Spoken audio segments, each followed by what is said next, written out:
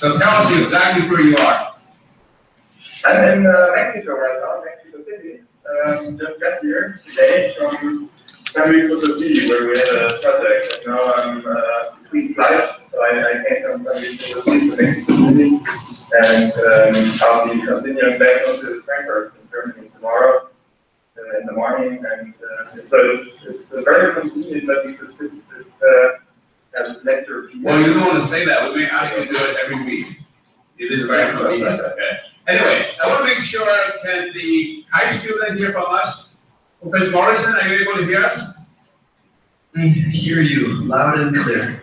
From Mexico. Are you able to hear him? I hear everybody.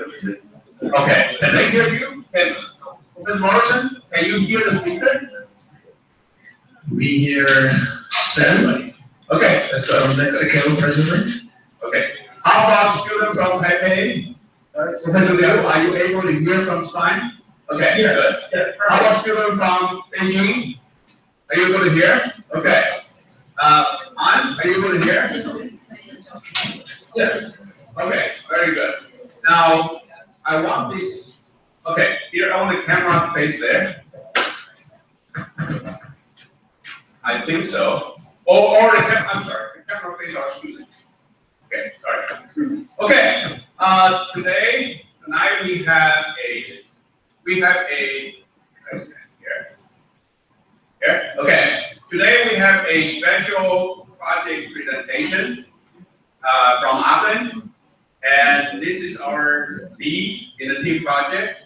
He just happened to travel in Mexico City, so he's kind enough to give us an introduction of the project and followed by an overview of the international project management.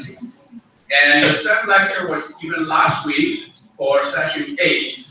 So session 8 students has already heard this lecture, and last week when Svein was in Athens. So he made a special effort to give you the same information today in session B. The idea is we will organize students across the session A and B so that you will have a chance to work with a team member from many more universities in the team project. So I'm sure Svein will tell you more detail. And for students who have not know which team you are assigned to, please talk to your faculty, your TA, and the team assignment has already been made.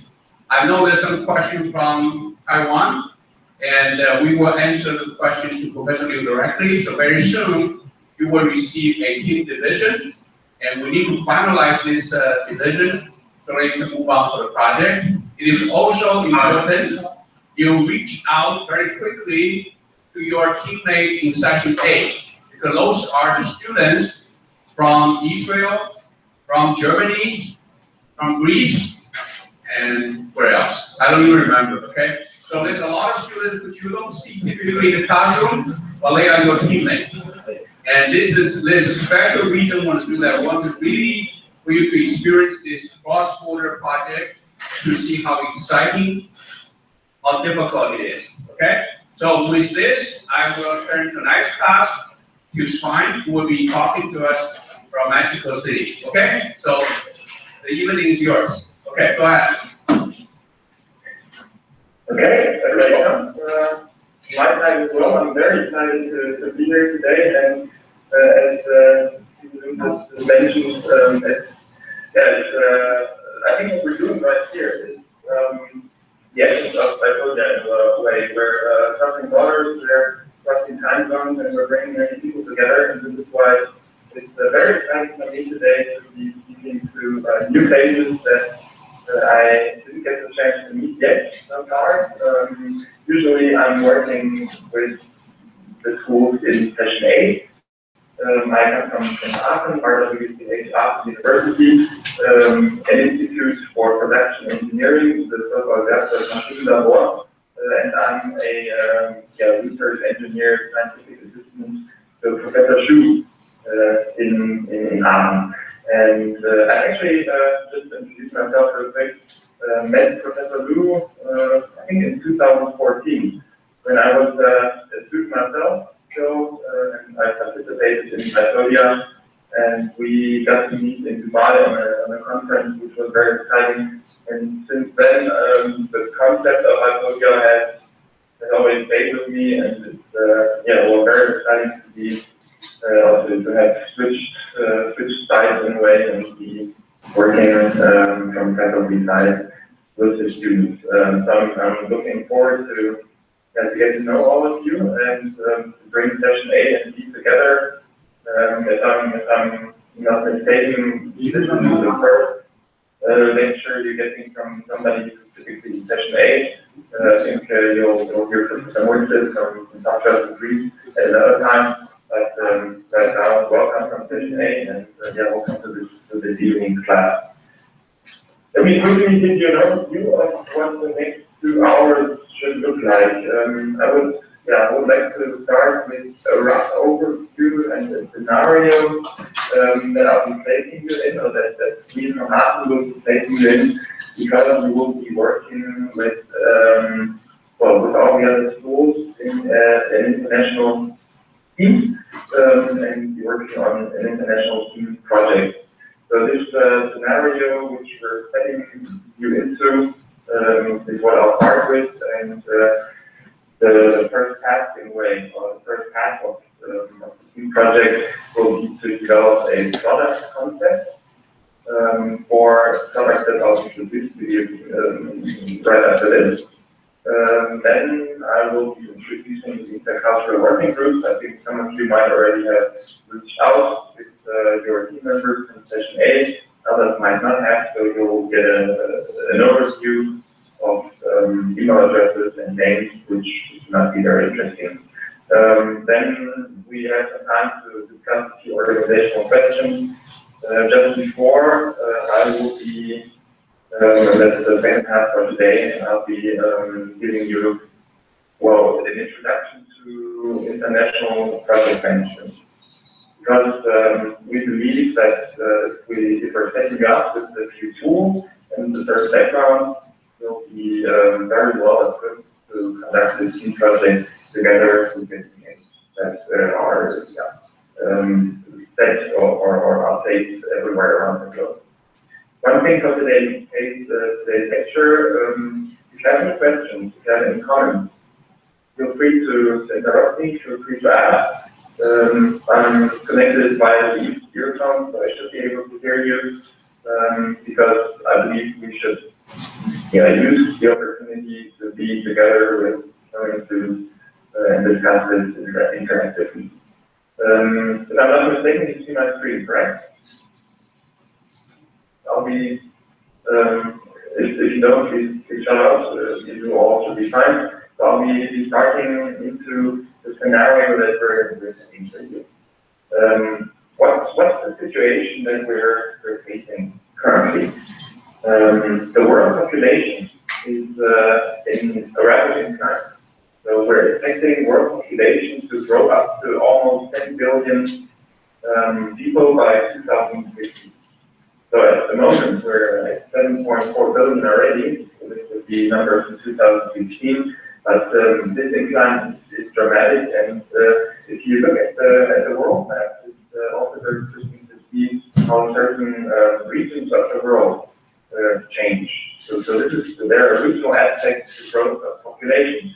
In Europe, for example, where population growth is stagnating in a way, with even slight tendency to decrease by 2%. And then take China, which is stabilizing in a way as well, where we see in prediction up to 2050, stabilization of population, which of course has to do with policies. Then take Africa with a very, very rapid increase of population. Why might this be? Because we're expecting healthcare, for example, to spread out and to be more conveniently accessible, to be cheaper. And so I'm saying India with the rapid population growth. This is very interesting, and just keep these numbers in mind, maybe, because what we're doing throughout today's lecture is trying to differentiate a little bit between local scale challenges and regional local scale challenges. And you see the changes, the differences here already. When so many people are on the world, basically, and when we're living in a time of globalized trade, of globalized mobility, take my personal example, for example, traveling between Germany and Mexico at the moment for several weeks, forth and back, and I'll be joining Professor Lu in Los Angeles very soon. So take this as an example, which for a very global accessibility as well. And we pose the question, how will we move these 10 billion people in the future?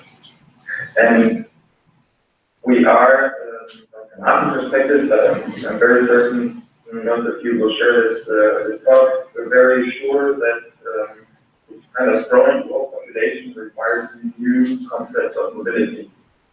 So we brought you two examples of the setting of the difficulty.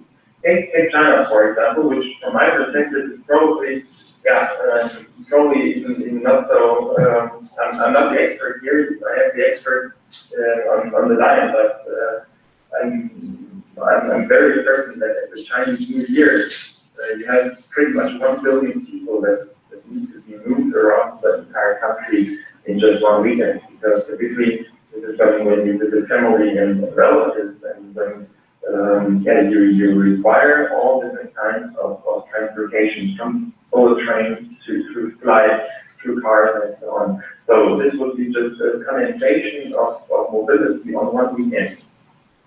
Then on the same time, take Beijing, for example, when we're speaking about cars, where air pollution is limited by the World Health Organization by even 1,000%. And from personal experience, I used to have this app in Beijing where you could check with the US Embassy the air quality index, and you could see on a day-by-day basis, totally maybe to do sports outside today, or should I stay inside and so on. So this is another factor that will have an effect on mobility, and because mobility until now mostly relies on combustion engines. Taking the image of combustion engines, of course, we go to Mumbai in this example. You see this horrific image of, I don't know, 20 lanes of traffic, all crowded, all stuck together. 1.2 million cars are moved in the city center just in one day. This is more than, I don't know, a big German city has in population. While on the one hand, this whole aspect of mobility connected to environment is relevant, on the other side, you see changes in lifestyle, changes in sociologic settings. For example, like in Brazil, which is a very interesting example in my opinion, where you have had in the early 2000s, maybe up to 2008, a very rapid increase of wealth, a very booming economy, and together with that, a very rapidly growing medium income population, medium to high income population, and all of a sudden luxury products develop, or luxury types of mobility are needed, like we show in this example with this 7 Series BMW, where there is a change in demand, maybe from a certain mass mobility to a mobility that's focused on the individual and focused on luxury. And I would like to conclude this with an example from Germany, where our federal government has set a very interesting goal in the past years, which is to sell more than 1 million electric cars until in the year 2020, until the year 2020, which in my opinion we won't be able to reach, but which is a very interesting topic in public discussions, in media discussions, So the sensibility for electric mobility is rapidly growing. And this image I'm showing you there is an image from a project that the team around Professor Shu is currently leading, which is the development of our own electric car, which is the Ego that you see there. It's called Ego. So if you want, you can Google it. It's supposed to start production in May next year. So all these different kinds of mobility concepts, from individual mobility to electric mobility to mass mobility to environmentally friendly mobility, are required in my opinion to move those people in the future. At least we need to think about what's the right concept here. And this giving you the setting for what we're going into.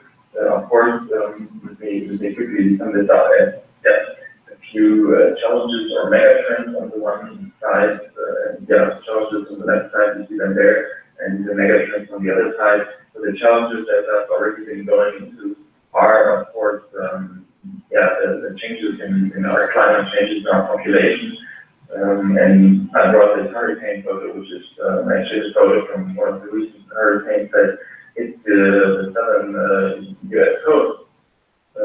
So these are effects that we're starting to feel actually. It's not only measurable by scientists, it's something that influences our everyday life, something that maybe goes from beyond just on the media to I know people that were influenced by a certain climatic event, and this is something where we're at a turning point.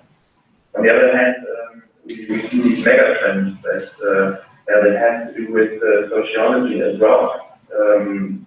Because of the challenges we're facing, we're creating awareness in a way, awareness for the environment in this case. But another trend would be that's very visible in Asia, for example, but also in German cities, urbanization. When people start to leave the countryside and then come together in cities. So all these challenges and mega trends need solutions, and we need to approach these, and we need to find a way to detect, on the one hand, what's going on with us, what will be going on with us in the future on this very global, very galactic scale, because we want to improve the living conditions that we have. So this will be part of your project, and we believe that for gathering together many of these trends, many of these mobility concepts, we would like to address electric mobility with you and discuss in how far we will be able to tackle these challenges and trends. So electric cars, what do they offer for us? An example there. If you only consider the car itself, they're emission free. If you consider the entire product life cycle of the car, it's a different discussion, because we start asking ourselves the question: how are these cars built? With what kind of resources? How are these resources gathered? And what, of course, are they charged with? If I'm charging my electric car with a diesel generator, I did do anything. Electric cars, in the ideal sense, they reduce sign-up solution, which is a very hot-term discussion at the moment as well, because sign-up particles are so intense in some of the cities that the discussion is going on of banning certain types of diesel vehicles, for example, the old one, where you don't have the particle filters. And in their refined form, electric cars will be helping to save global resources that we are not able to use. So we believe that, especially for urban areas, it's an excellent way of improving the way we live. Another benefit is that these are, for example, the sound and also the road acceleration, which the sound factor for the shoe, for example, they a dedicated bus driver, and when he is developing this this electric Eco I was telling you about, he wrote into the requirement this car. I'm standing at the traffic light with my Eco car and my Porsche. Eco has to be faster, at least for the first, 10 to 20 years. So this is something you can do with electric engines. So the initial situations we want to place you in, you will be consultants. You will be consultants in the e-mobility sector, and you will be consulting a startup company called Electric Vehicles. This company, Electric Vehicles, is headquartered in Stockholm in Sweden, which is one of the places that no school comes from. And you have the difficulty of time zones. Of course, just the same like we're taking them right now. So they have connected on the Swedish market so far, but their goal is to expand their market on a worldwide scale. Right now they have about 50 employees, and they produce, as you figured, electric vehicles. And what they're looking for them is that they are expecting growth rates, very heavy growth rates until 2020, up to 100%. So the company appears to be, from this perspective, in a quite healthy state, and it's still led by the founder of the company.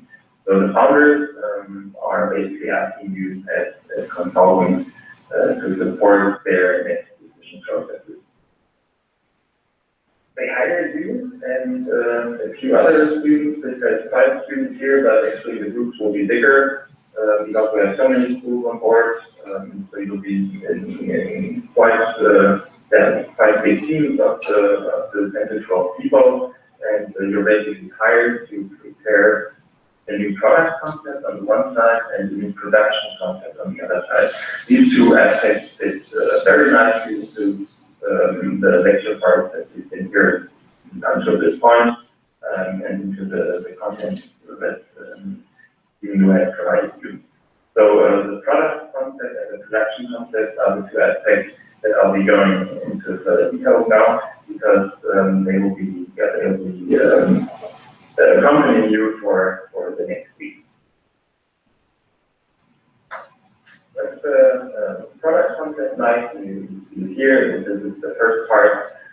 We would like to have you analyze global challenges, but also local or regional challenges. And this is where I was starting to make differentiation between the big scale, like the mega trends that are global, and also differences that appear for you on the city level or on the country or region level. So you would be analyzing global challenges and mega trends beyond the rough overview that I've given you so far, and you would be doing the same for local and regional challenges. And from this understanding of what are the challenges and trends for the future, the task would be to derive ideal product variants. So you would like to have variants of your product, of the electric vehicle, that you can produce for certain markets. And in order to be able to produce that for the market, you need to know what's my global setting, but also how can I fit that into my regional market. And that's the task for part 1, only to be completed in the second step, where you need to think about the production concept. But the second part we will introduce at a later time, so there's no need for you to worry about that at this stage. We would like to have you submit the slides for part 1 until the 17th of November, but I will be going into details later on what this submission would look like and how we will do the product presentation, because it's important to us that we have you able to present the results in the last lecture date that we have.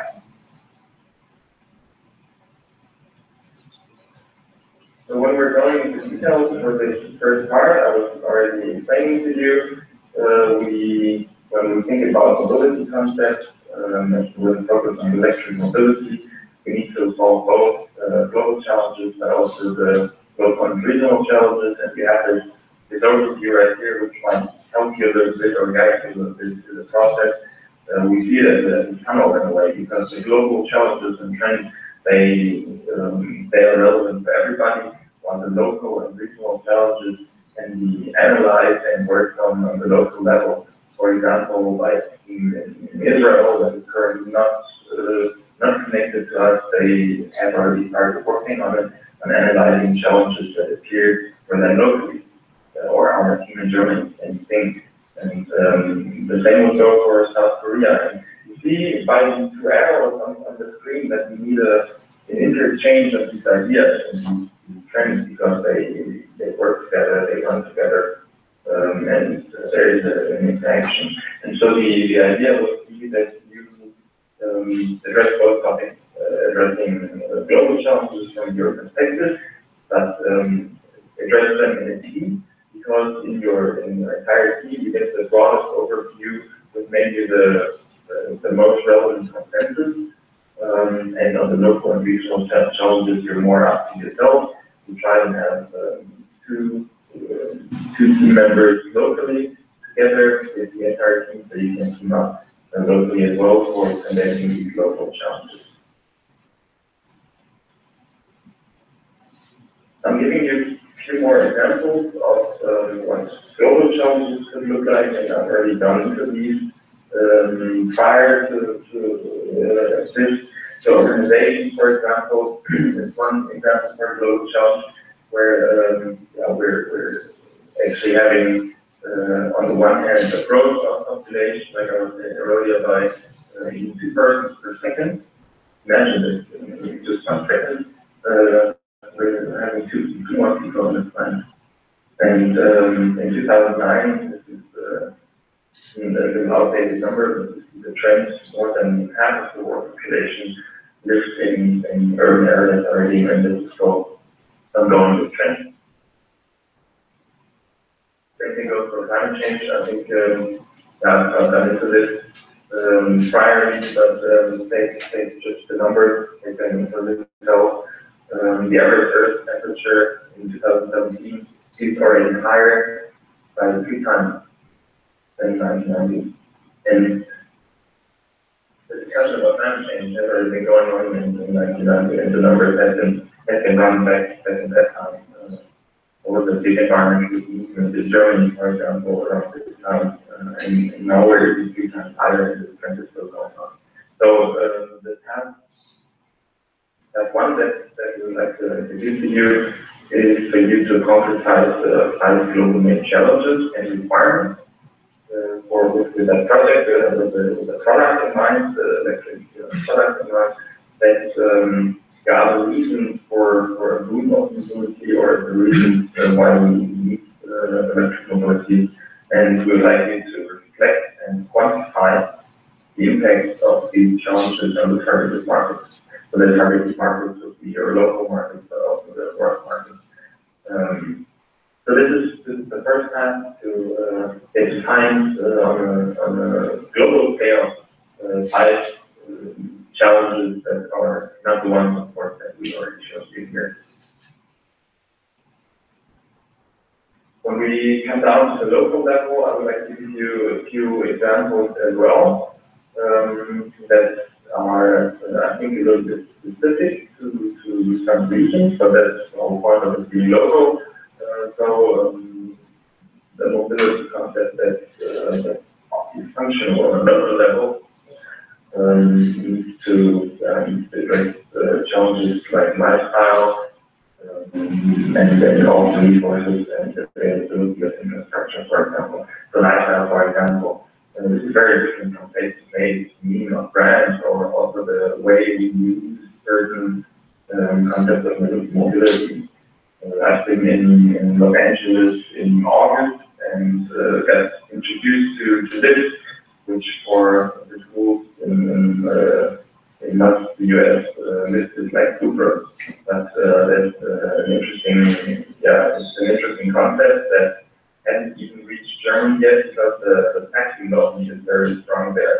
But you see the differences there. There's an interesting concept of mobility, and it's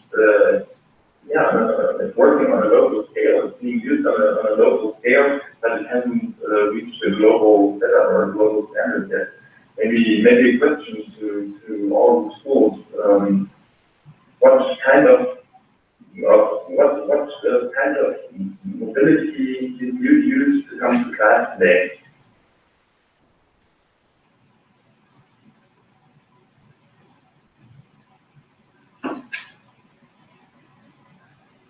Do you guys hear me?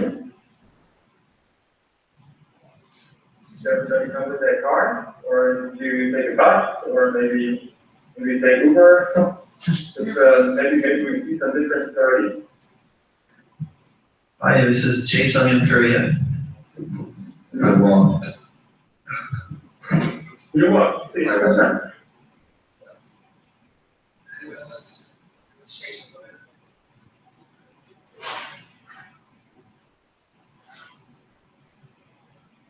Everybody walked. I drove today. Everybody walked. I drove a car. I drove today. This is Jose from USC. Okay.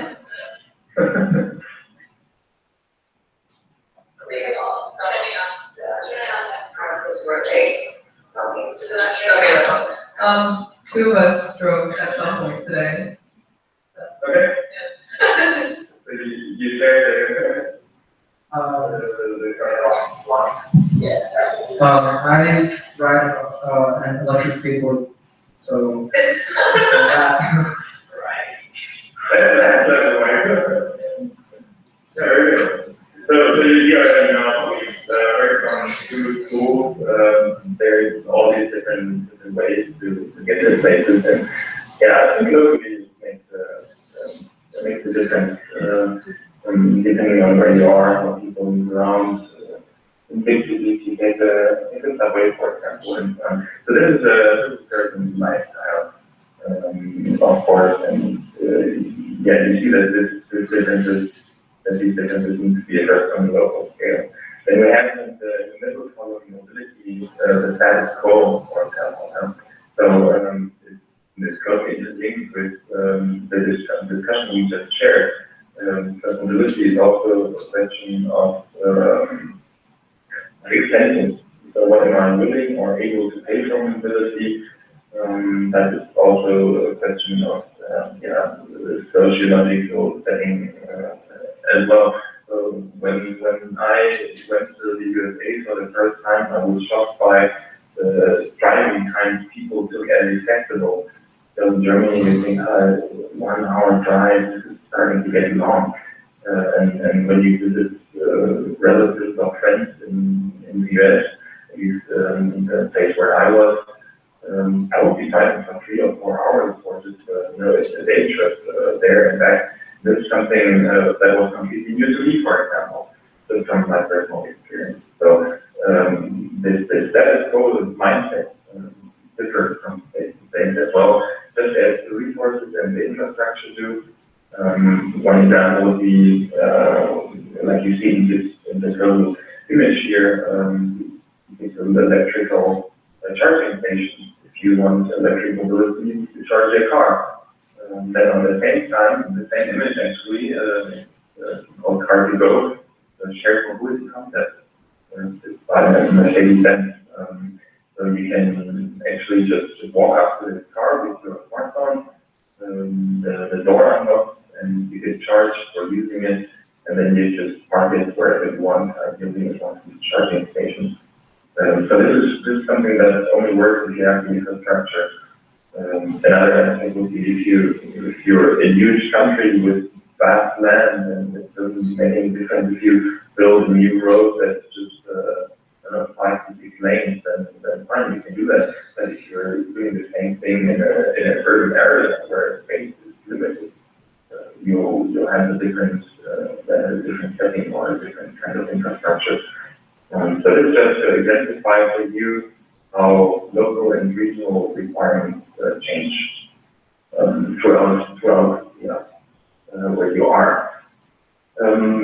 What we like you to do is to take these aspects and try and attribute them to excitement attributes, performance attributes, and basic attributes when you consider the product requirements. So when you think about the product that you're consulting the electric vehicles company to focus on in the future, it might make sense to you to think about attributes that excite, that are linear in their performance or that are basic and expected. What I mean with this, I'll be going into detail in the next slide. But we just have to conduct a survey locally about the lifestyle, about the mobility mindset, and also about resources and infrastructure in regards to electric mobility or electric cars in the special in your home city or your home country, and trying to drive local and regional product requirements, apply that to these attributes that I'll show you on the next slide. And when you find these attributes that you want the product to have, to have incorporated, then you could try and evaluate the similarities and the differences among the nations, because this is how you might be able to derive the most relevant or most interesting variant for all the markets. I'm showing you a kind of model now for you to understand these excitement, performance, and basic attributes. This is a very interesting concept in a way, which was developed in 1984 by Kano. And you have these two axes. One is satisfaction, and one is the degree of requirement fulfillment. So when you take the car, for example, and you think about certain attributes the car has, and when we're talking about performance attributes here, this would be the kind of attributes where you know what you pay for. So if I'm buying a cheap car, I don't know, with 70 horsepower, I know that at traffic lights I won't be able to be faster than the Porsche I was talking about earlier, and the Ego. So if you take a little more money into your hand and you buy a real fast sports car, then you have a big engine in it, and well, you go faster. This is the idea of performance attributes. You get what you pay for, and you also, of course, you're more satisfied with the car is going faster, and this requirement that you have of a fast car is very much fulfilled, but the satisfaction here is going completely linear with the fulfillment of requirements. What the basic attribute is, and the basic attribute is something you come to expect from an attribute that you somewhat take for granted. If we take corrosion in a car, something nobody would advertise. This car doesn't corrode. Be expected. If the car corrodes, it's something that turns into a repelling attribute and into a heavy disappointment. But if nobody talks about the corrosion, we don't notice it. We come to expect it, and if somebody were to say, "Oh, this is the new car, we have to get it. It's completely corrosion-free," this would be not something that satisfies us when we use this car.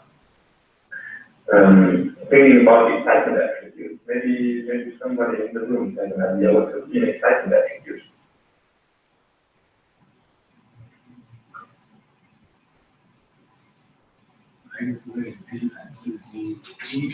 Microphone being kind. Anybody have an idea? Like the doors that open like little wings. What if, the Of course, yeah. Of course, it's something you don't come to expect, and then all of a sudden, maybe hit the button on your fancy remote for being the car, and the doors slide open. In the last lecture from session A, somebody was saying when you have your phone and it unlocks just by seeing your face, that's something we haven't gotten used to. This is something that's new to the way we use a certain product, something we don't expect, and that doesn't cause any disappointment if we don't have it. my regular phone and it doesn't unlock with my face, I don't really care. But if, I don't know, by a software or hardware update, I look into the phone all of a sudden and unlock the screen. I said, oh, this is a really nice effect. And this would be an exciting attribute. And if you think about what happens, and this is also linked to Professor Lu's lectures, when we move along our S-curve, and when also our products develop or the market for develop on or move on, then excitement attributes may turn into performance attributes. Because all of a sudden, we know I'm buying the expensive phone, I get this feature, but I'm buying the cheap phone, okay, I can't expect this feature. So this is a shifting concept with these attributes. But just keep this whole kind of concept in mind for your work and for the attributes of the product that you'll be developing. Okay. And explain task 3 to you now, which would be the condensation of both. So you have global and local challenges, and what we would like you to do, and this is what I've been talking about quite a lot now, is to condense the challenges via attributes into product areas. So you have this exemplary variant tree, which has the electric car at the top, and then you have certain attributes, certain characteristics, and you drill this down even further and further. So the idea would be for you to think about variants for the product while under consideration of local and regional challenges, and come to the most ideal product requirements and illustrate this variants in a variant tree like the one we showed you here. And also part of what we'd like you to do is deriving only this limited amount of variants. And you'll be asked to prioritize because you'll have more attributes and more variants than you can actually produce. So we want you to focus and justify this focus of this prioritization in your line of argument. And the result of all would be the reduction of this big variant tree to the best 8 variants. And as I was saying, we expect that to explain that decision. So this template that we'll be showing you on the next page, that gives you orientation for the way you can argue within the slide. And I can show this to you real quick. On the one hand, you can address one of the challenges that you found, and then you can address the attributes of the product requirements, and we'd like you to come to a recommendation or a conclusion for product areas. But please only use this as an example, and feel free or encouraged actually to choose your own layout. Just serves as a reminder also when you get this documentation later on. So quickly summed up, summarize type 1 to 3. The way we like you to work these out is, as I was saying earlier, we're setting up your consultants to this product. You'll be presenting slides, PowerPoint slides, for all these tasks, and we have a certain slide apportionment here that's somewhat on discretion, but this is our recommendation to have 5 slides for the first task, and keep the amount of slides for the rest. So this should be 25 slides, which is completely doable with 12 people. So let me come up real quick. Concretize 5 global main challenges in the first half. Then conduct a survey about the lifestyle aspect, the mobility aspect, and the resource and infrastructure aspect for this local and regional scale, and then put this all together in part 3 to product areas, and at the end you have the opportunity to give an outlook and a management summary.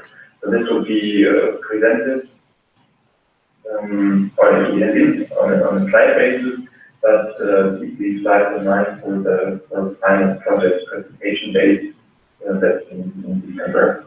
So how would you like these slides to look? When you hand them in, please make sure you put about 1,000 characters of text or fill the page of text more or less in PowerPoint that explains to us when we read and go through these results what you were eating in this slide.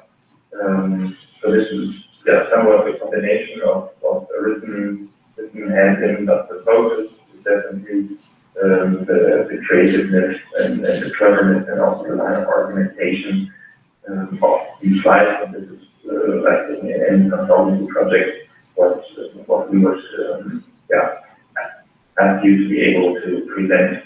So you see the here, the slides, and the graphics, lots of bullet points and so on. There's a fact sheet of the results of your survey, while in text you go into further details and explain what you're doing, what the idea behind it is, further description of slides. One thing or one reminder, please make sure you type correctly when you're referencing other work. So this is, we're all working scientifically here. So whenever you cite somebody's work, please make sure to use correct citations. So this is the format and scope that we're talking about, and I've already given you an outlook on your team project in part 2. After you complete this task, so the 17th of November, we will give you the details for task 2, which, as I was saying, will be going into the concept of how to produce the variant that you have derived. So this is a question of, for example, how would my global production network look like? In which markets can I, or for which markets can I produce certain parts in which country or in which production site and so on. So this is, I think, a very interesting aspect to combine the product itself with the production concept later on, and then we'll have a very well-rounded concept that you can present this e-start. Any questions so far before we go into the working group?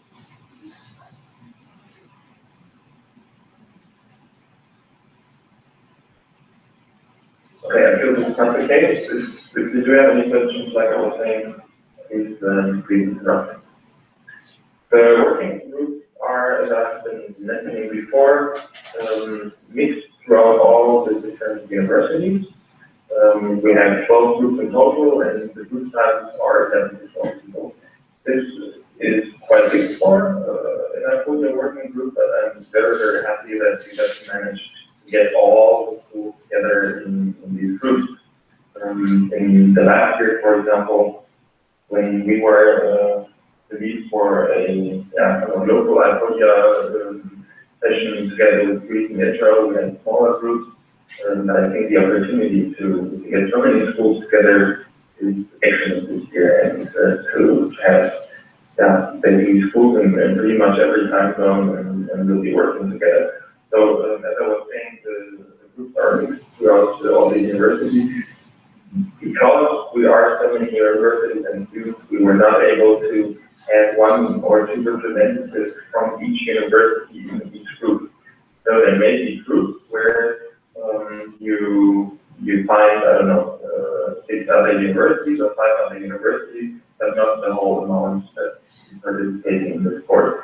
We still encourage you through the interaction with your local class numbers and so on to get in touch with everybody, because meeting so many new people is one of the core concepts of this course, in my opinion. And I still have friends from when I was participating in IPODIA, and I think some Professor Lewis was mentioning earlier that one couple that met through IPODIA has married and got IPODIA children and so on. So it's quite fun to see how this brings people together all around the world. Nonetheless, what we'd like you to do is to find your group partners once I present your group information after class, please. And in some cases, the Team A group members may have already reached out to you. If they haven't, please be the one to reach out to them so we get everybody connected. Because the 17th person number is coming quite rapidly, and you should be losing time just getting yourselves up. We think that getting together quickly is not yet. Okay, let's go into the work with this real quick. You get an idea, and I'll just be showing you the slides for I don't know a few seconds, so you can find yourself, and then we can continue. 看看你的名字在哪里啊？我名字在上，跟我说一声哦。手机录制。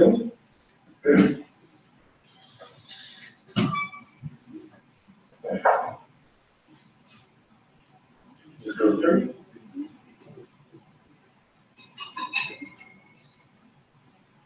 Maybe a quick question to the class we have. Are some of you already in contact with the groups? Then kind of continue on to group 4.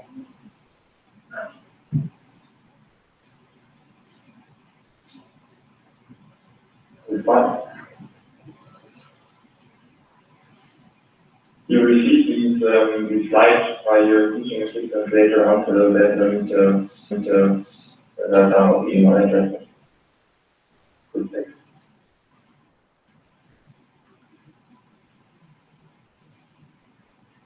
Then 下载这个投影片吧。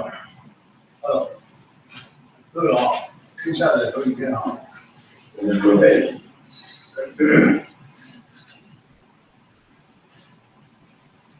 Group 9.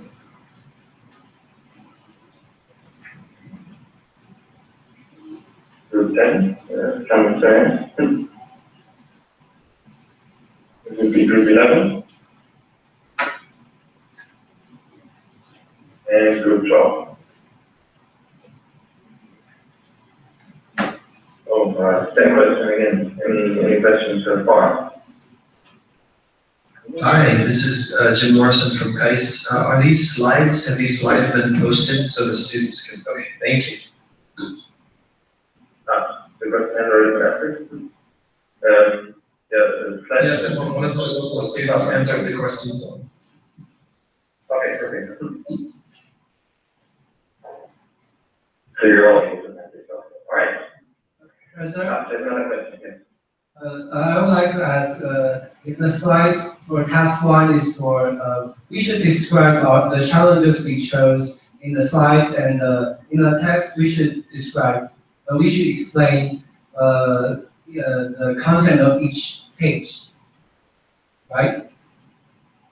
Yes, that's the idea. So the slide should be speaking for itself in a way, but usually when you present slides, there's a lot of information that's been presented on the voice track, so to say. So while we won't have everybody's voice track at the time that that we will receive your hand in, we would like to give us the additional information that would have usually been part of the presentation or your voice track, so to say, within these text pieces under the slide. So you're correct. Okay, thank you very much. You're welcome.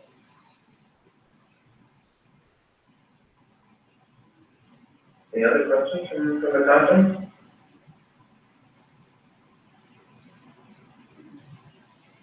Okay, I'm curious not to be the case.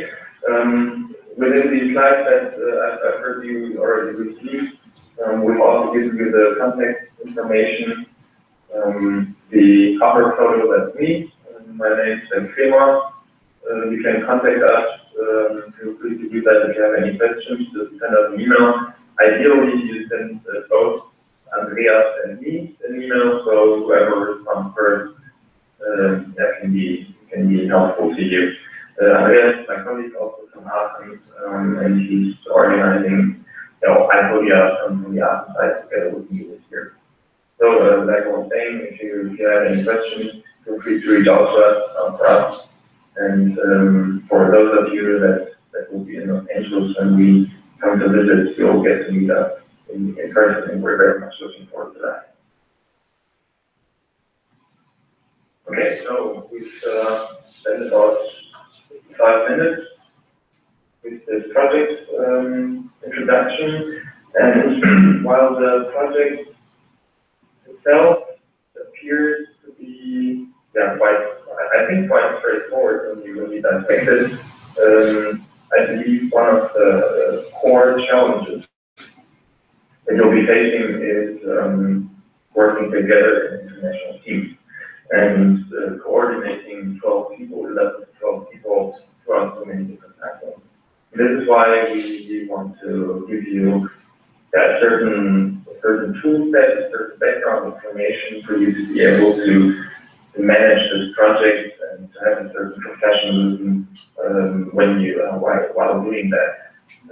Because I believe, like in every project, you will run into certain scenarios or settings that are very difficult for projects, and so I would just like to prepare you for this and to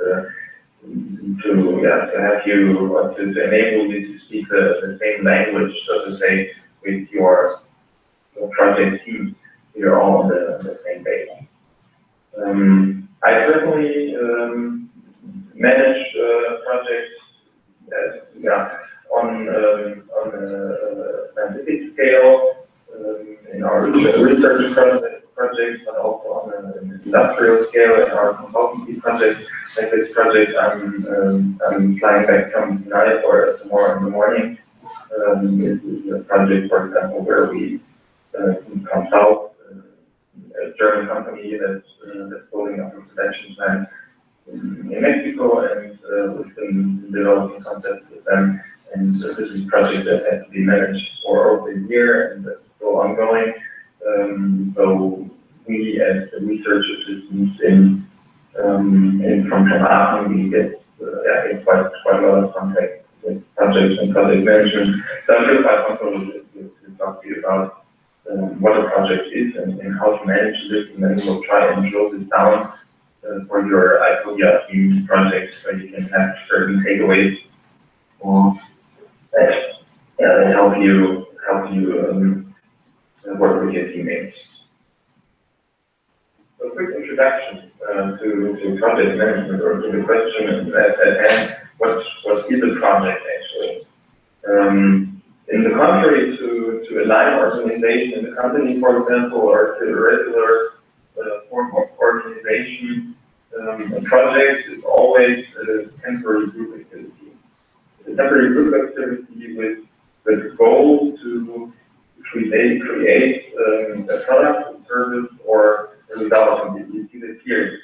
There's a singular goal that brings everybody together, that brings the team together, and the only part of the project is this team that's being built for this project and that is required to work for this project.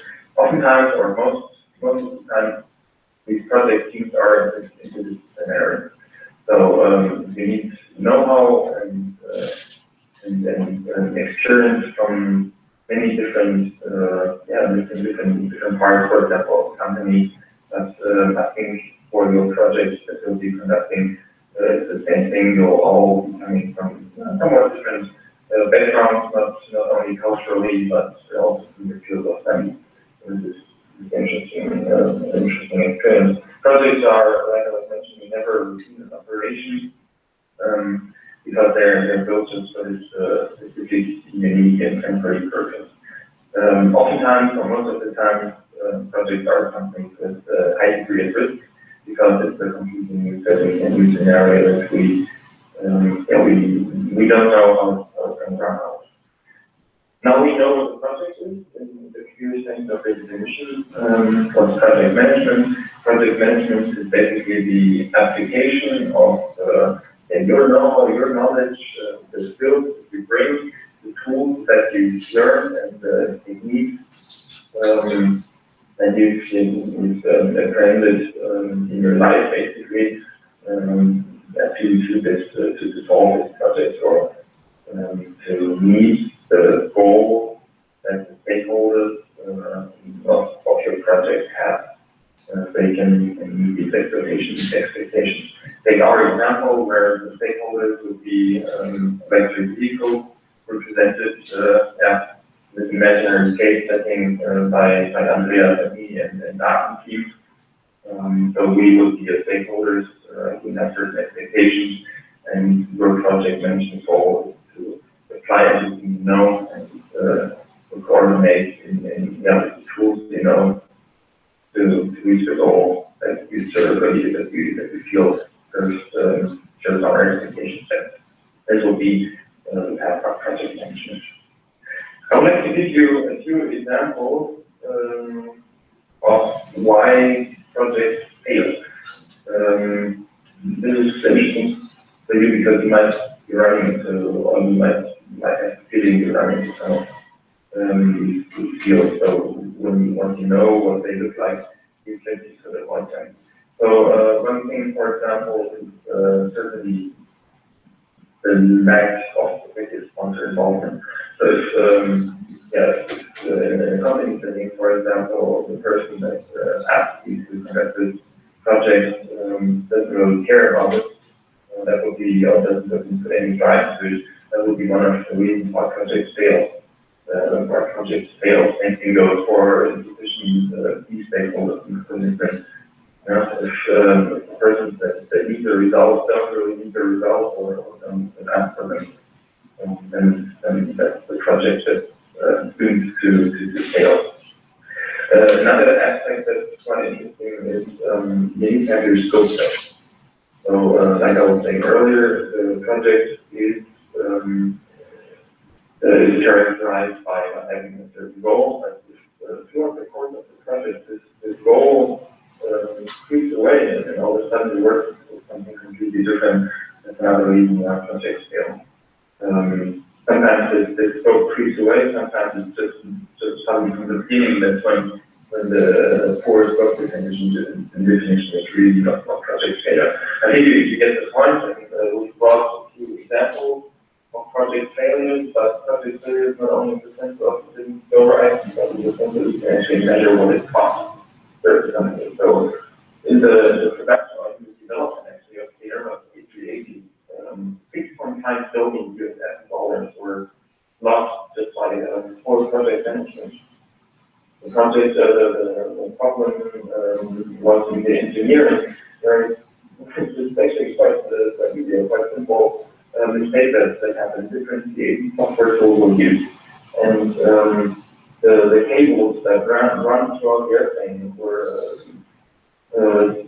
laid out in different tools, which led to the part once the product was already in production, the part not fitting.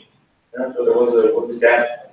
They discovered this at a very late stage, and this is how the whole project that came to a heavy delay, and it cost a lot of money for engineering and reconstruction and so on. A very similar market or same market similar setting was the 787 Boeing project, where they started to use for the first time on a big scale composite material, and the composite material was not only it wasn't the only new thing to apply composite materials, but the development on part of the same body were outsourced to an expert for composite material design, and this outsourcing with all the new production steps and so on, it was too much for Boeing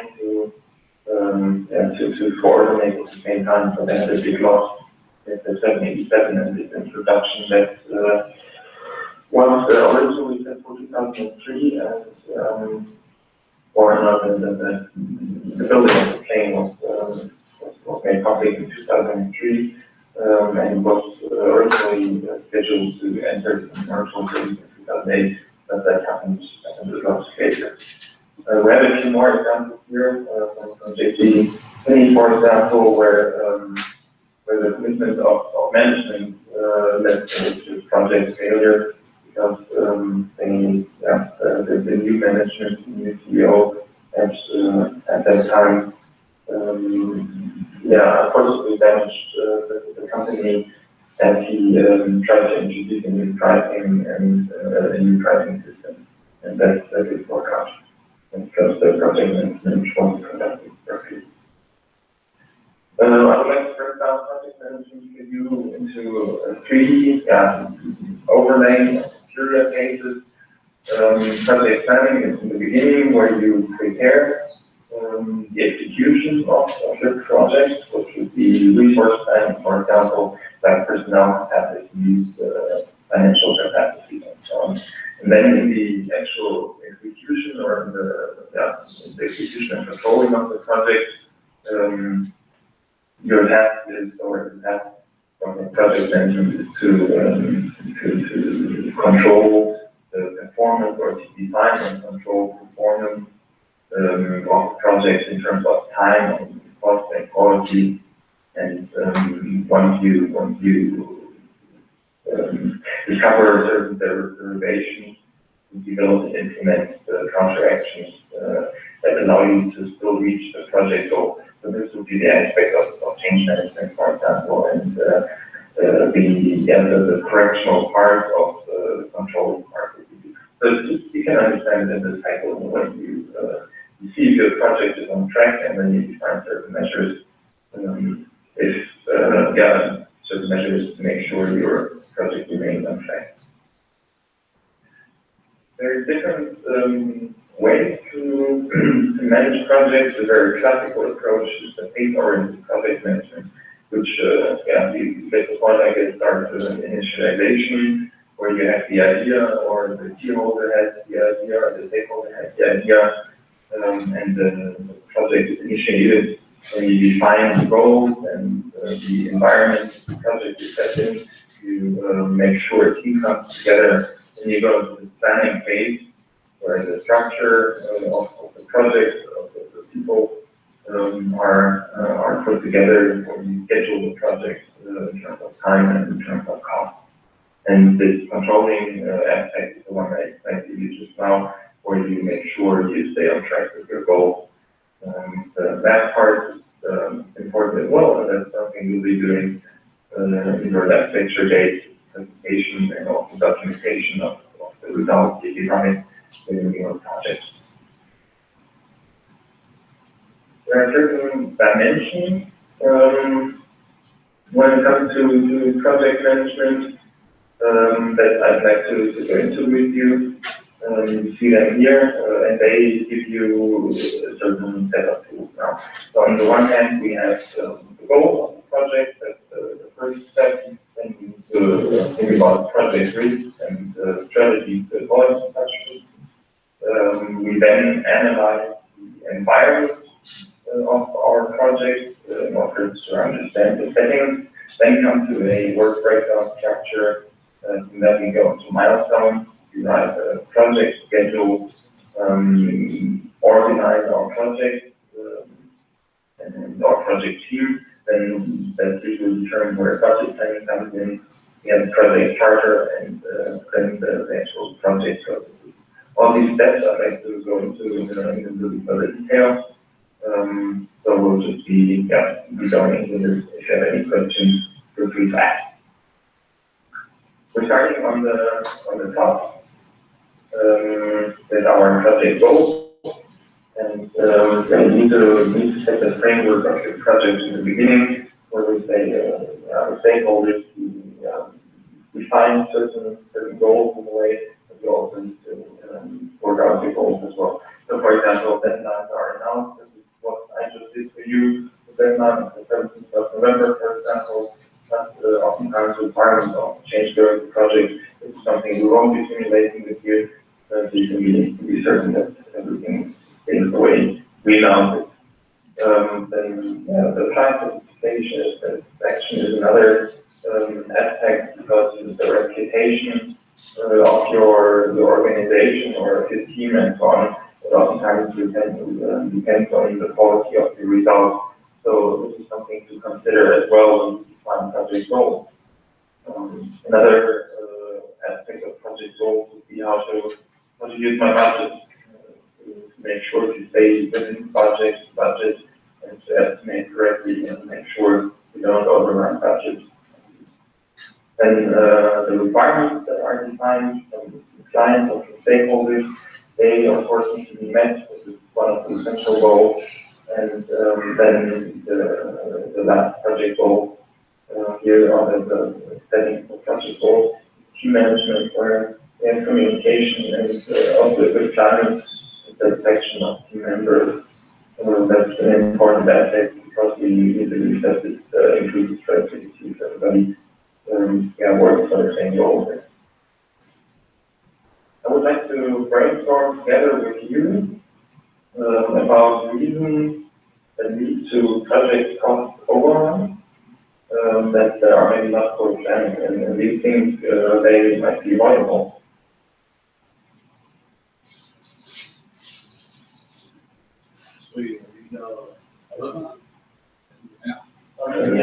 That's why was cost in projects overrun, for example. This is going to the direction of project risk and strategies to avoid project risk.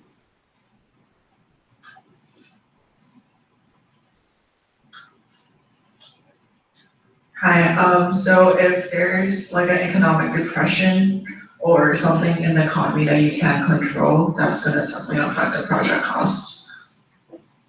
Yes, absolutely. Good idea? Or maybe in addition to this point?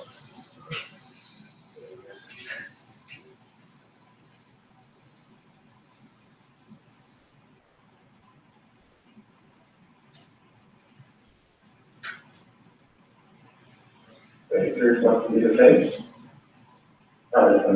you can go around and do it. Maybe like public policy could affect costs as well as natural disasters or things of that sort.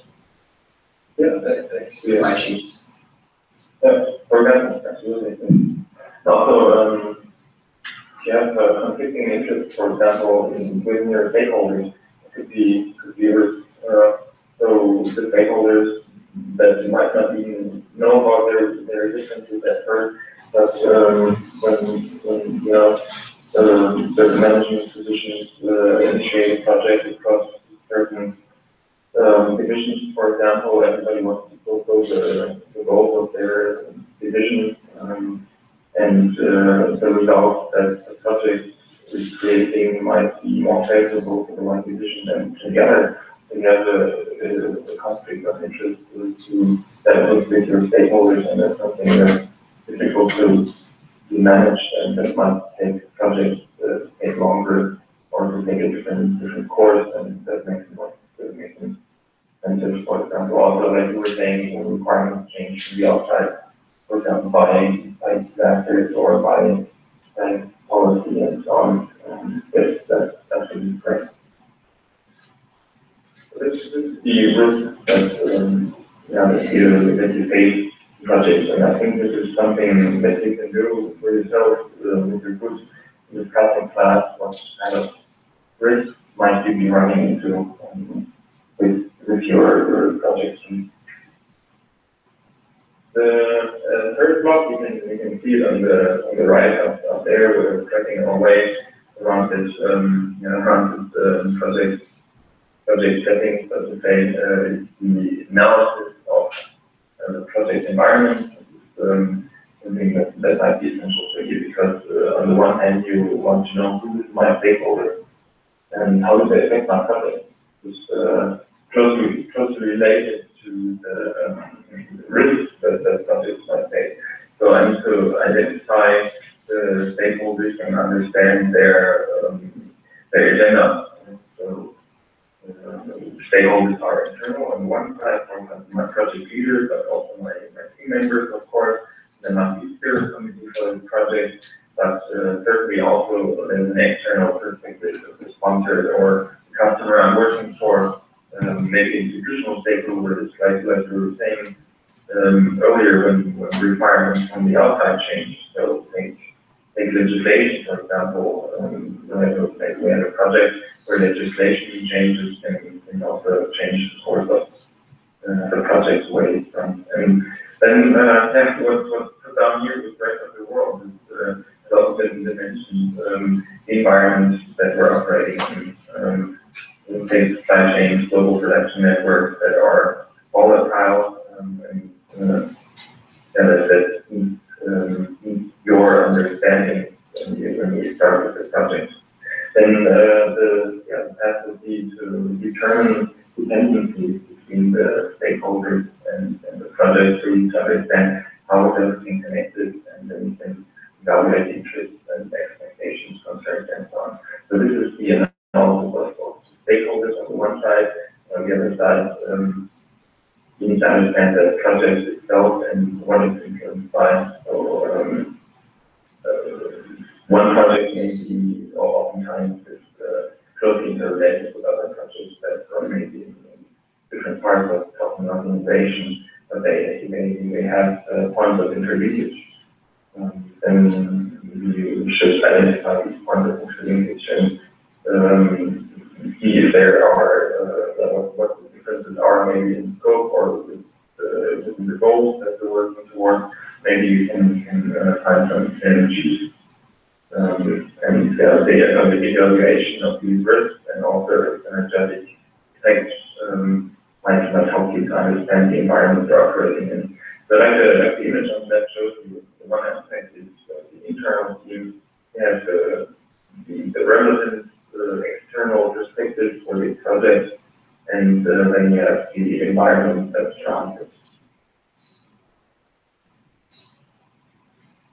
Because it's important, I'd like to go into a little more detail here. How can you enable, or how can you identify stakeholders? For example, we asked yourself the question, who is affected by the project I'm doing, or by the development concerns? Also, are the voices, or for whom are there special efforts that need to be made? Who are the representatives of those likely to be affected, and who is responsible for what's intended, and so on. So, you can ask yourself these questions and then understand or try to understand who the stakeholders of your project are, or be able to identify them. The next step would be to determine within this identification of stakeholders the interest and the degree of power they have. So that affects the risks on your project cases. If they have low interest but high power, your goal would be to keep them satisfied. So they're not at your priority, not speaking about stakeholders, but you would like to keep them involved so they know what you're doing and what the task or your goal is. But they don't push this topic very intensively. Nonetheless, they have very high power. And the ones on the other side, you have low power stakeholders potentially that also have low interest in your project, so they're not of so high relevance for you to manage. They can be monitored to see what's going on in this setting of what surrounds my project, but there's no need for you to communicate too intensively with them. When groups have high interest, the stakeholders have high interest in the project, but low power or low effect on your project, it's always the thing to keep them informed. They have moderate priority for you, but you will want to sustain their interest for what you do, and you can be sure to leverage that interest at a later time potentially. The one thing to be looking out for is the group that has high power and high interest in your project. So these ones you need to manage closely because they have a high priority for the project manager, and you need to engage them actively and stay in very close communication and make sure they always know what's going on in your project. This would be I'm showing you here one way of evaluating the expected behavior. And you can see the aspect of the question, how might certain stakeholders behave, and judgment, or it might be an opponent to my project, and the supporter of my project, and this would be the tool to do that. To put it into this graph, where you have opposition on the upper side and support on the lower side, and then you see how important certain stakeholders are. We have exemplary stakeholders right here, with low importance to the left and high importance to the right. And this would be an example from a project where the Workers' Council is in very high opposition to what you're doing, and so they have very high effect onto your project. So they would be somebody where you need to closely monitor and closely take them on the journey with you of what you're doing, and to understand that their effects that they might have on your project, because then you can be prepared for situations that can arise. This is the next step, actually, to plan activities that make sure that your project stakeholders all become ideally supporting and of low importance. It's not always possible, but your actions should serve this goal. In this case, the Workers' Council, for example, needs to be convinced that the idea is very good. So you can create them to be a supporting group, or the other opportunity or the other option you would have to take measures of any sort to reduce their importance or their relevance for your project. So you try and move them from the upper right to the lower right.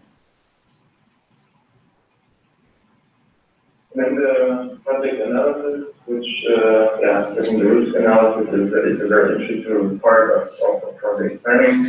I would like to show you certain aspects of the project environment that surround it, and that's the analysis of the environment, where you define the characteristics or the environmental requirements that your project has. So this can be quite specific. For example, when we talk about the IT that the project is using, or a certain roadmap that you're working with, and the master plan for the project. So this is all the environment that you define for the project. This can be a location, for example, just like I said. It can also be choosing the right IT for the project. This is something that needs to be done in an early stage. And if you don't do that, and the environment is not set up correctly, we have experienced that 55% of projects fail because the environment that you created, or that you did not create, leads to certain resistance. I would like to explain to you the work breakdown structure that helps you organize teamwork into sections that are manageable. Because this is something you'll need to be doing in industry when you work in different time zones. We have this work breakdown structure example from the IT sector, where the goal is to write software for a team compiler. And when you do this in a big team, you need to break down the work into different work packages. So in this example, you have one package to be the build-up of the compiler, one would be the test suite build-up, then you have one aspect to be the documentation, one would be the installation software, and the last one would be managing software development. Just to give you an idea, and you can break down this even further for the build-up of the C compiler, for example. You can break this down into user page, file system, process, code generator, runtime system, and so on. So also I think you get the idea that this is something that might help you to define the different work packages also in your team projects that you'll be doing, because these work packages can be assigned to certain sub-teams or certain members of the team and can be worked on, and then in the end you try and put them all together so that in this example you generate the software for the compiler. And you can track down, you can track the status of every work package individually, which gives you the opportunity to plan your project in a very transparent manner. When we come to planning the project, one very important but also straightforward way of doing that is milestone plans, of course, and also doing the milestone trend analysis for project control. I believe milestone plans are something that I encourage you strongly to work with, to set certain dates with your project team. Like in this example, for example, where you have the date that you set for a certain milestone of the project, certain date, and then you track the date and which it actually got achieved. This is something we need to do with the entire project team, and everybody needs to agree to it to have acceptance for this kind of project. And this milestone plan, when distributed to everybody and updated regularly, creates the high degree of overview and transparency for the project. And one thing that you can use for bigger projects is the milestone trend analysis, where you get a feeling of the status of your project by reporting the dates that originally been set for a certain milestone, by combining this with the dates where the milestone was actually fulfilled, and then you see a certain build-up of workload. So this gives you an overview of whether you're catching up or whether you're running into trouble in terms of your workload. And it also allows the transparency to generate to early take any kind of delay that might add up towards the end of your project schedule. Another means of doing this kind of time tracking is the Venn diagram or the project schedule, because now at this point we are able to interlink the work packages that we built with the milestones that we have. So we set certain milestones for certain work packages, and then put these two aspects together to get this kind of graph where you have gateways like the kickoff, for example, and we have a concept tree, the project completion in this example, and you can use this for the planning of especially big projects where you know how long certain actions can take. So if you know one work package takes 1 month, the next work package takes another month, but you can be parallel. Like work packages 1 and 2, that's good, but then you know work package 3, that it requires the results of work packages 1 and 2. And then you put them all together and you see that in this example, for example, is taking from September to November until the concept phase is conducted, and of course you can only go to the implementation phase once the concept is frozen. So there are relations that work packages can have with each other, like for example being parallel or requiring a certain set of other work packages to be computed, and they can be put together into this diagram, and you can track it as well and see how far along your project you come. On the bottom left corner of our project management overview slide, we have the organization of your project and also of your project team. The coordination of projects, oftentimes when you take the general line situation of any kind of organization, classical line situation, where you have management on top and then maybe a project leader that's somewhat attached to the management circle, and they have to work, or in this case, they will be working with individual project employees from all these different kinds of departments within the organization. This would be one way of putting together project teams, and in this case, the line still remains of high authority, because the project leader in this case is not the directly responsible boss for these, boss for the project employees. They still remain in the line structure and report to their department head. So the project team doesn't really come together as a project team, but more as a loose combination of different employees and departments that are coordinated by a project leader that's somewhere in project management. Then when you go to a matrix project organization, you get a more clear responsibility of the project leader, because he is responsible on the content side, and the department heads, they still remain responsible on the disciplinary side, but the integration of all these interdisciplinary project employees is closer in this project team, because we have a different organizational form. Nonetheless, the problem remains. Who's my boss at this stage?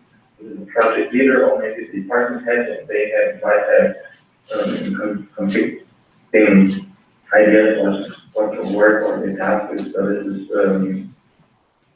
giving both entities, both the project leadership, but also the department heads, a certain authority, and you need to solve this by intensive communication and information of all the entities that are involved here. If you take a real project organization, then you have a project that's a very, very clearly structured project with clear responsibilities by the line in the project leadership. So you take project employees out of their regular duties that happen in the line, and you take them just for working in this project. And what we get by doing this is a high identification of employees with this project, because they're closely working together, and like I was saying, in the environmental aspect. For example, we might have a fixed location, a fixed office for this project, and you create a spirit for the project where everybody tries to solve to work towards the goal. And this is where the authority of course lies in the project leadership, as you can see down below in our graph. When you compose projects, there are aspects you need to think about as well when it comes to the team. These are the four aspects: structural, creative, personal, and group dynamic aspects. It's something when you put together a team that you should consider, or that you should reflect on. It's also something that oftentimes can be reflected on together in a team, in kick-off workshops, and so on. So this creative aspect, for example, have a lot to do with team communication, where there might be pressure situations from the outside, maybe time or performance pressure, where the market situations might be changing, or certain crises are affecting the team. On the personal aspect side, we have examples, demands or values of the individual project employee, and the sense of self-worth that needs to be adhered to, that has a direct influence on the ability of or willingness of people that work together with their team. Then when we think about group dynamic aspects, this is the reflection of parts or responsibilities or functions within this group. So are these competitive group members, maybe are there hidden agendas, for example, their pressure of conformity, or what's the climate, are we in a climate of collaboration? Do something to define and to reflect for yourself in the management of big projects. And last aspect here are the structural aspects, where, for example, unclear assignments or distributions in tasks, or maybe wrong information or bad communication might lead to trouble in the project team composition.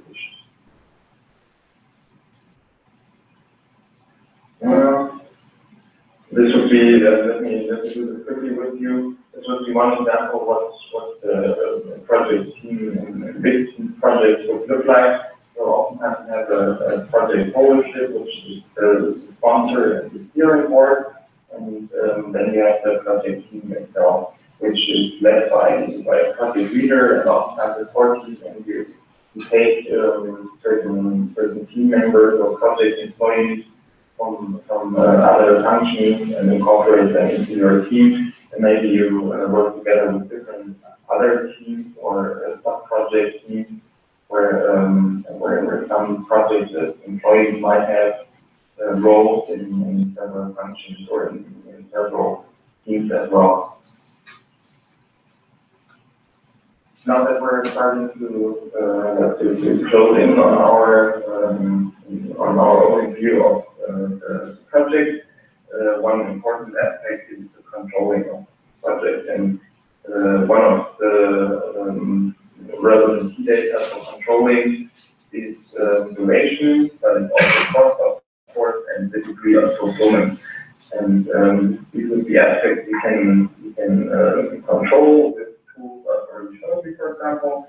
The project schedule, like the Gantt diagram, for example, is one means of controlling the duration of certain tasks, that we can also attribute the degree of fulfillment to certain work packages, and then see how far did a certain work package go already, and then make a prediction of maybe other project work packages that might take longer. How often you want to do this depends a little bit on the type of the project. If you have a long-term project, something you don't do too often, for your session, for example, the controlling of tasks would be something you could do regularly, maybe in a weekly meeting, to try and see with your team members how far they got with their work package, right? And then at the end, you want to have an overview of the accumulated cost, which is not so relevant for you, but relevant for industrial projects, of course, when you try to report costs over a date of reporting and match it from basically in comparison with the target. So you map your actual cost development with the target, and then you are able to make a prediction in the future. Okay. I need to hurry up a little bit because I want to show you a few more examples later on. But nonetheless, we should think about the project chart, which is for you to define together in the project group the means or the way of how you want to work together. Oftentimes, it's a willingness to have open and authentic discussions, which leads to successful communication. It's got to do with active listening, with the willingness to confront conflict, with creating mutual understanding, and fairness and personal respect. This would be something that the project team can set up for themselves. So you define this exemplary project charter in the beginning of the project, and all project team members agree to this, and you of course try to map these part of the charter goal with the project goal. But we want this to be very easy, simple, and plain. And in this project, like the one I'm working in here in Mexico, for example, this will be on a poster and high-level design level where the project goals are put into the offices, and you walk by these goals and you can see what the project is committed to do. This helps you to remember all the time. So this is why we did this. This is what we're doing here. When you maybe lose focus or a certain part of the scope shifts away, this is always something that you can nicely come back to and get back into the scope you've been working with. So what remains, or what's going to be in the charter, project goals, for example, the organizational structure can be fit in, some risks can be addressed, but you can also address budgets and certain channels of communication.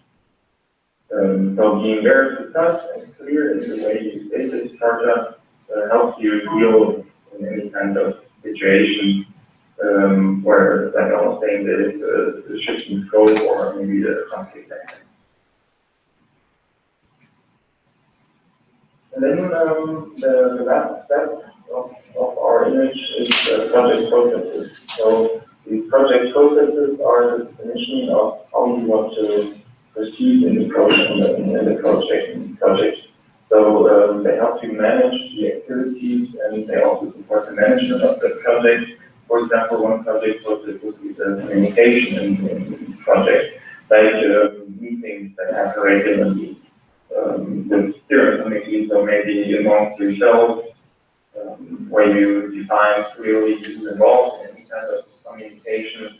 For example, 14 project leader, and you set all the parameters like the dates and the certain fixed agenda and so on. Project controlling would be another project process where you, in your controlling, you do certain tracking of the quality or release process of the work, which you as project leader might need to agree on, and you might have change processes that need to be fixed. You want to have fixed escalation processes. So, for example, what do we do if we exceed the milestone that's critical? Then you need to also address authority or regulation of authority. Who has a say in what we do? For example, if you have one team member with a high degree of expertise in one field, it might make sense to authorize this person to have the say in certain decisions that involve this subject he's professional in. And then it's always handy to define project tools and infrastructure, to maybe work together with templates, and to have a joint workplace or a mailing list or common understanding of IT tools.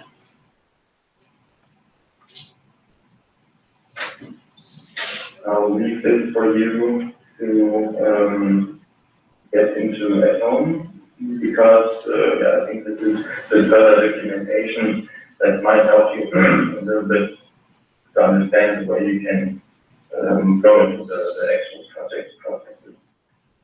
Maybe as a completion for this, for the approach to project processes, on the one hand, you have the process-oriented documents that you want to create, which would be final reports, for example, or bills of costs, or acceptance protocols that are completely relevant for project management. And then you have the result-oriented documents, which would be, for example, training materials or instruction materials for users, update results documents, and so on. So the work results that you're documenting. So you document on the one hand the process of your project, and on the other hand the results of your project. So this is where I would like to drill down this heavy block of theory a little bit for project. And we'll be diving right into this with a few examples.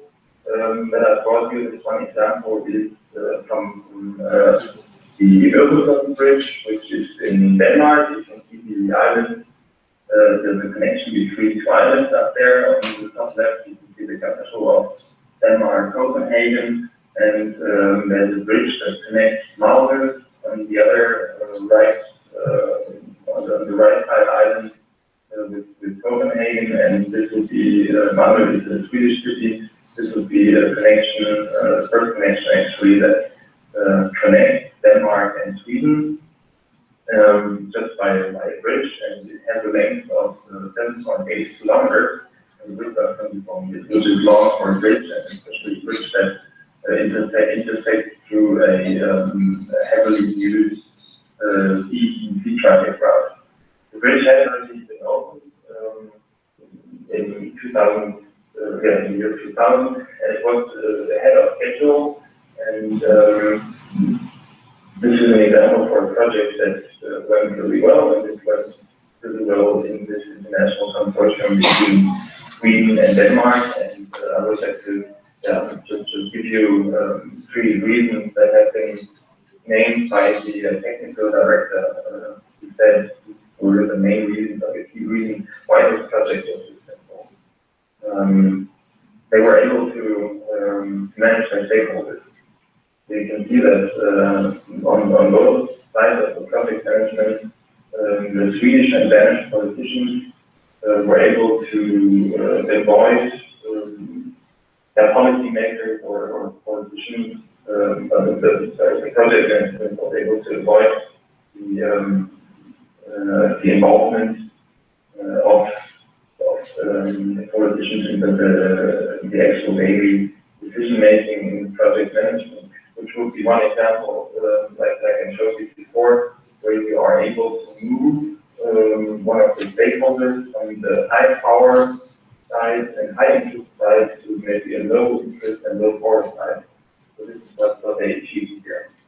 Another aspect of stakeholder management is all companies involved in the voting process has been controlled very strictly and very tightly to help them work this out in schedule. And third aspect is the conviction of protecting conservatism that had objections before, and they have been heard and they have been considered, so their troubles were addressed and talked about. That's another example of stakeholder management, where somebody within the opposition has been moved to somebody as a stakeholder who might go along with you. So you see that this is the project with all 3 key success factors that have to do with stakeholder management. When we look at challenges and benefits of international project management, the benefits, and this is what we're experiencing in the project, is that you're way more innovative. Ideas can be shared, and ideas come from a very different cultural background of the time. And this leads to ideas that might not have been possible with people in the same mindset or the same culture. You're talking about that by those needs or by those innovative ideas, you can improve your techniques and processes, but you can also reach international stakeholders and certainly realize the efficiency gains by having a larger scale project and so on. And when you work internationally in projects, you might have the opportunity to access scarce resources, for example, and stuff. So this is the benefits, but challenges, of course. This is one like we're facing with Alcohol as well. The time zones, where we just are not able to bring everybody into the same room, like into the same virtual room at the same time. Also, currencies might be a problem when you have payment due to currency zones, or maybe also from jurisdiction, where the laws are just different, and you're still following the same goal. Another challenge is multidisciplinarity and different kind of educational background. I think while we're all doing the same, or while we're all getting the same education in a way, the details of it and the way we're approaching it are different. And this is a challenge as well to keep the same language the same. So it's can be challenges. And now that I've shown you the example of the good example of the Eurozone bridge, this would be an example I'm showing you here where an international project actually failed due to a very simple reason. There was an emergency landing in 1983. An Air Canada flight had to land at an Air Force base that was abandoned and had been used by a race team for practice. And they ran out of fuel and had to land on this remote airport. And the reason they didn't have fuel was the miscalculation. And miscalculation happened because there was a change in the way you would, or the fuel loading was miscalculated due to a conversion issue that happened in this time where you wouldn't load volume, but where you would load weight into your aircraft, and they came from a different training scenario. The pilots and were used to this different kinds of different metric system and this setting that happened to replace the imperial system for them, and there was an error in calculation that led to the crew running out of fuel and gliding this glider to this space. This is an example where project management failed because the mistake occurred in the calculation system that's integrated into the plane. And in this calculation system, the change was made within the international project group, but the communication to the pilots had not been made correctly. So this is one example where national project management in this case didn't come live, but had the potential to end in a catastrophic way. When we ask you to work together in the project plan, and this is something I would like to draw your attention to, is we would like you to go through the content I've presented to you, and also go through this whole image and discuss with your group the setup or the way you want to work together. We have all different kinds of options to do this. We don't want to tell you how to manage your project because we feel this is part of your learning process. And this also means you can set up your IT systems as you wish. You can set up your communication systems as you wish.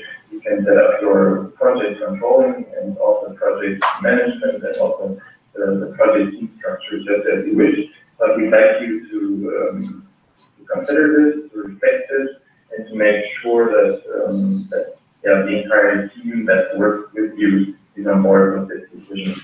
So in this case, for example, you can use different tools of collaboration across all these time zones. You might need, for example, for communication, you can use someone that do Skype and kind of communication for data exchange, maybe Dropbox or Google and so on. But these are just recommendations to you to consider. Feel free to set up your own system as you wish.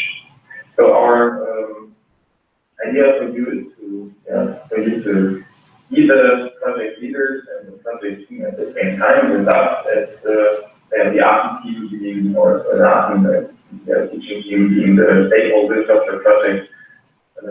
Share the workload throughout the team. We have 12 people there, which is okay for everybody to take a shared amount in deriving the results, but the difficulty, of course, to make sure that everybody works with the same system or has the same understanding of the results. And this is absolutely, of course, to create this level of transparency so everybody's on board at all times. So if you wish, selected team leader will take over this responsibility. If you feel this serves your project, and your further suggestions are that you discuss the differences early on that define the local and regional requirements of the key project. Because discussing these differences also helps you understanding the different cultural backgrounds.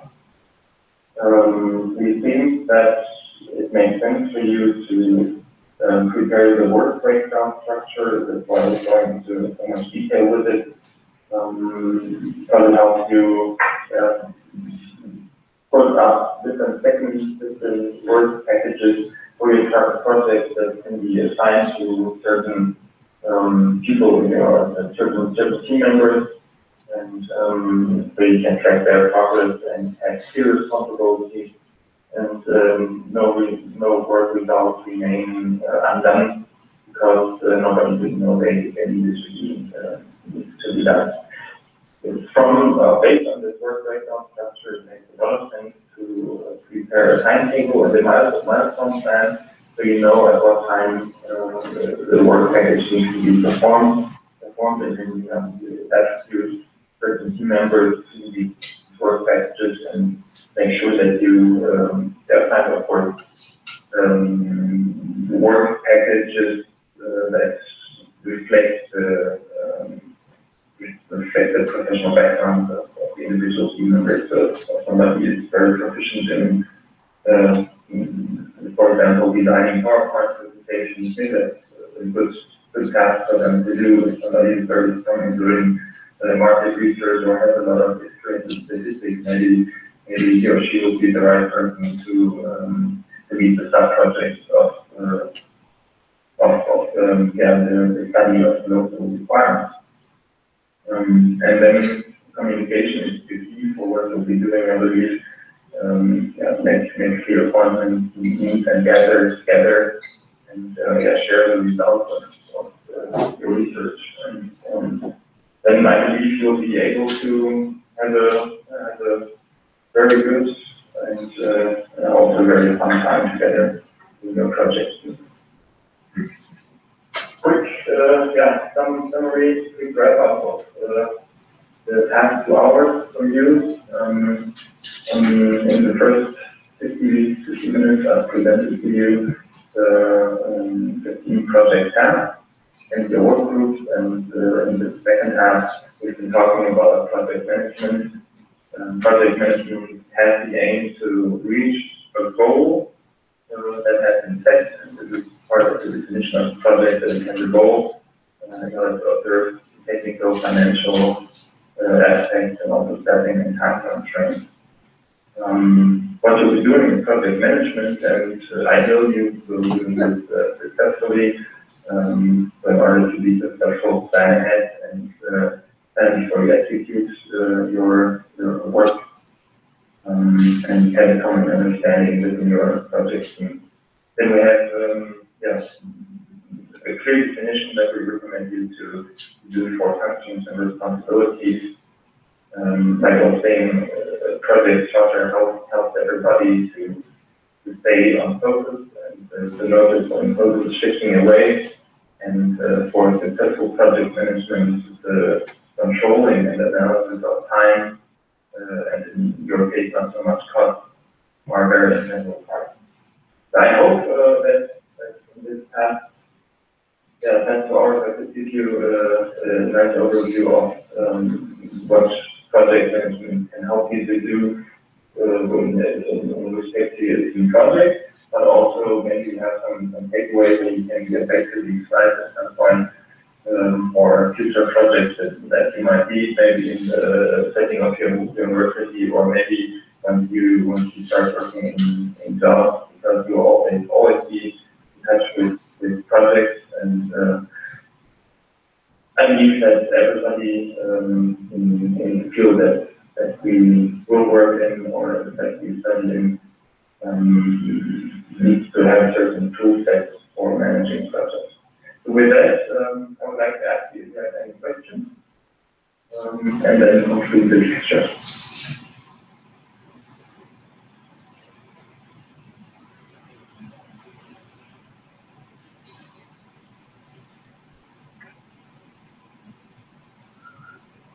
Everybody's quite overwhelmed now. Much interest. Okay. Now, this will help you during the team project. Feel free to give us some feedback if it did, or how it did, and if you control the project the way we suggest here, if you do, yeah, maybe you'll have success or very fast success with high quality and working on time and working in perfect communication with all the other project members. I wish you best success. Thank you, Sven. Thank you. Before we conclude, let me mention that next week is our first cross-cultural activity. So please remember 24 hours before class to send your 7-minute video and your 2 questions to Angela Zhang via email. See you next week. Thank you. Thank you very much, everybody.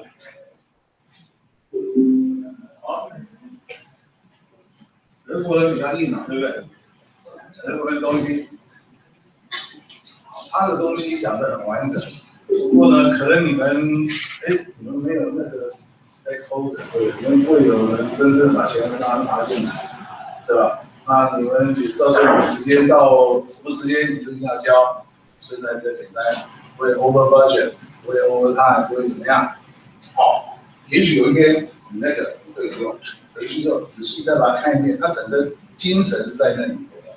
好，那下个礼拜要交那7分钟的影片上去，我的建议是早一点传，免得到时候又传不上去干什么比较讨厌。是早一点传哦。那有需要跟老师讨论也可以，不过你们会至少以前我的经验是你们会surprise，哎，可以做得这么不错。 不要担心，好，要勇敢。